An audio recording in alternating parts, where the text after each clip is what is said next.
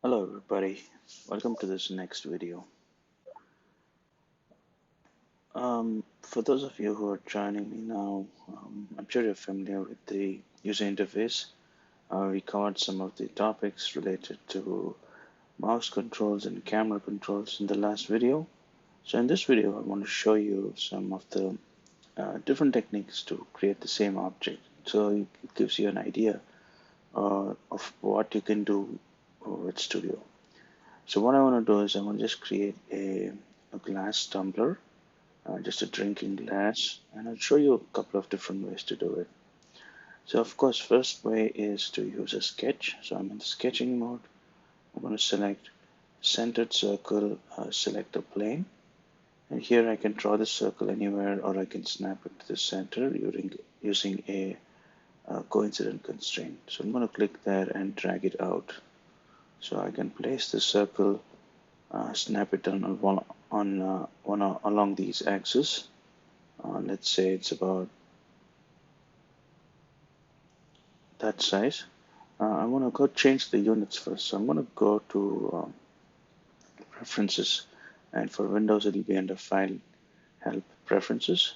So here I'm going to the units and changing it to inches, and hit Apply.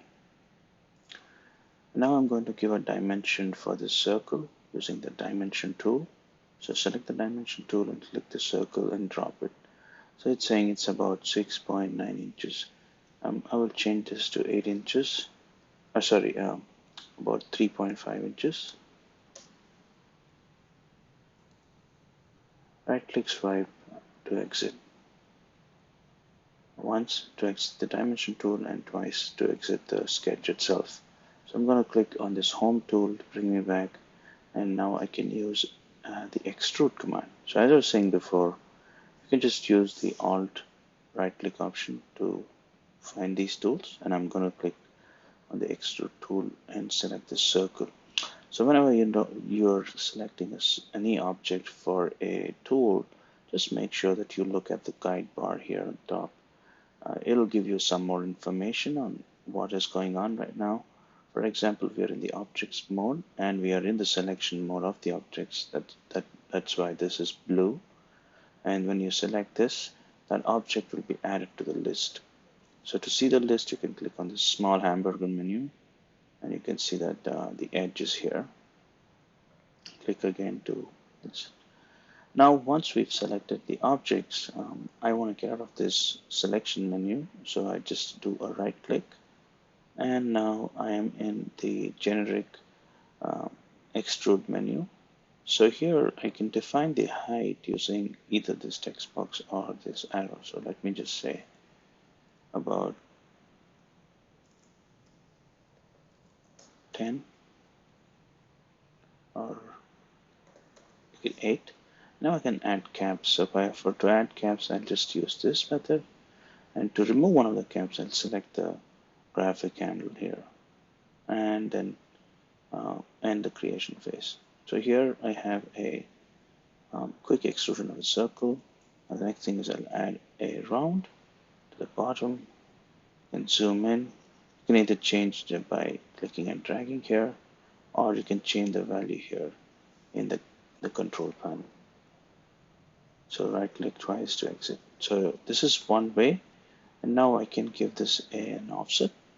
So I'll select an offset, switch it to the inside using the invert option here, 0.125, and give a caps.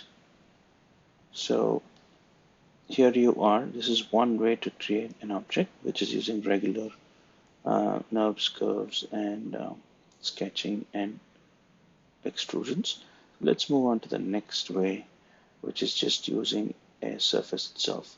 So I'm going to select a cylinder this time around, and to snap to one of the grids, I will use grid snap 2 here, or alt and 2 on the number keyboard. So I select the circle and I drag it out. I know that the diameter is about 3.5, so I'm going to leave it there.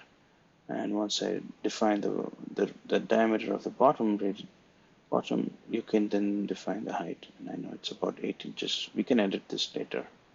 So here I'm going to select 8 and 3.5.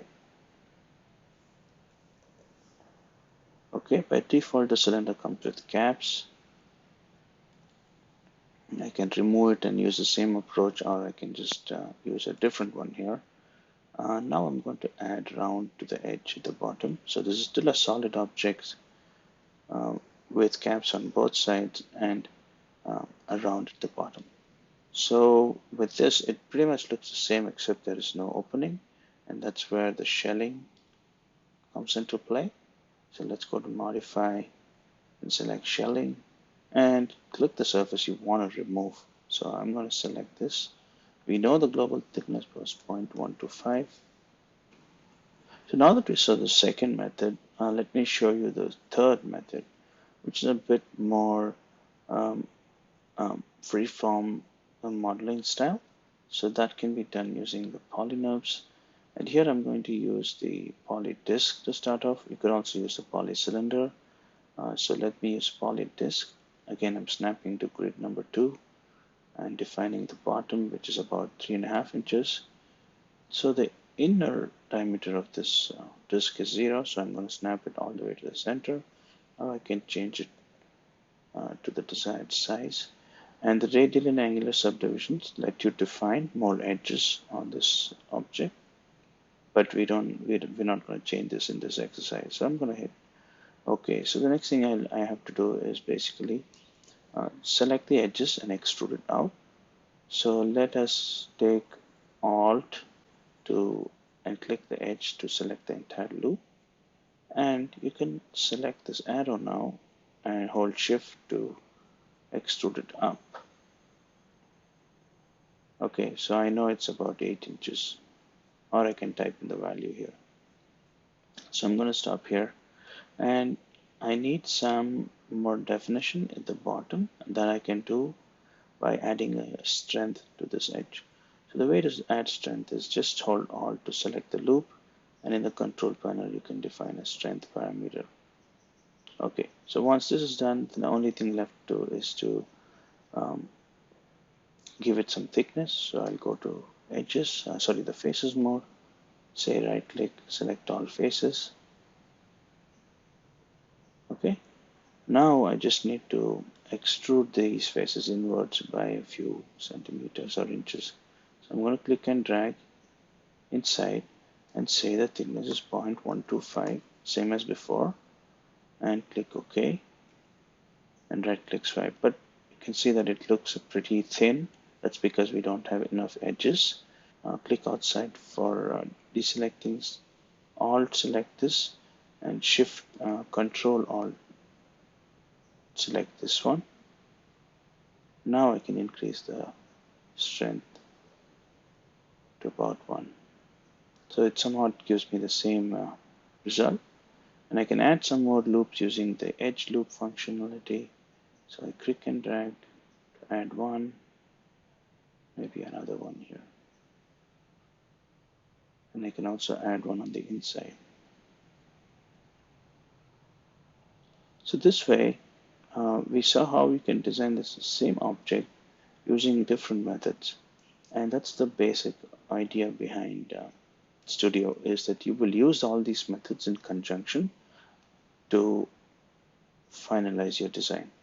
So I hope this gave you a quick look at what we can do and how we can approach some of these designs. And in subsequent videos, we'll look at all of these in detail. Thanks for watching.